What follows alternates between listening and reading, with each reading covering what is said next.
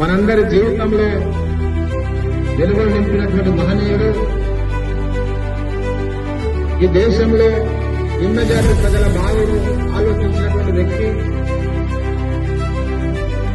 Doctor Babasaheb Bhimrao Ambedkar గారి 135వ జయంతిని పురస్కరించుకుని ఈరోజు మైనంపల్లి గ్రామంలో మరి గ్రామ పంచాయతీ పాలకవర్గం ఆధ్వర్యంలో మొట్టమొదటిసారిగా మనకి ప్రభుత్వ పరంగా స్థానిక ప్రభుత్వం మనది ప్రభుత్వ పరంగా చేసేటటువంటి కార్యక్రమాన్ని మొట్టమొదటిగా మన గ్రామ పంచాయతీలో ప్రారంభించుకున్న విషయాన్ని సందర్భంగా తెలియజేస్తూ మరి ఆ రోజు డాక్టర్ బాబాసాహెబ్ అంబేద్కర్ గారు రాసినటువంటి రాజ్యాంగ ఫలాలను ఈరోజు మనం అంతా కూడా అనుభవిస్తూ ఉన్నాం.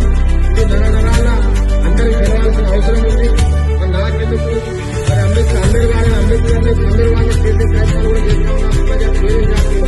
కాబట్టి ముఖ్యంగా దళితులైనటువంటి గిరిజనులు, ఆదివాసులు, దళితులు మరి బహుజన వర్గాలు అందరం కూడా మరి ఏకమై డాక్టర్ బాబాసాహెబ్ గారి యొక్క ఆశయాలను సాధించడంలో మనమంతా కూడా ముందు వరుసలో ఉండాలని సందర్భంగా మీ అందరికీ తెలియజేస్తూ, ముఖ్యంగా మన మండలంలో ఎక్కడ కూడా లేదు విగ్రహం, ఒక్క మన ఊరిలో ఉంది, కొండమూరు జిల్లా ఉంది.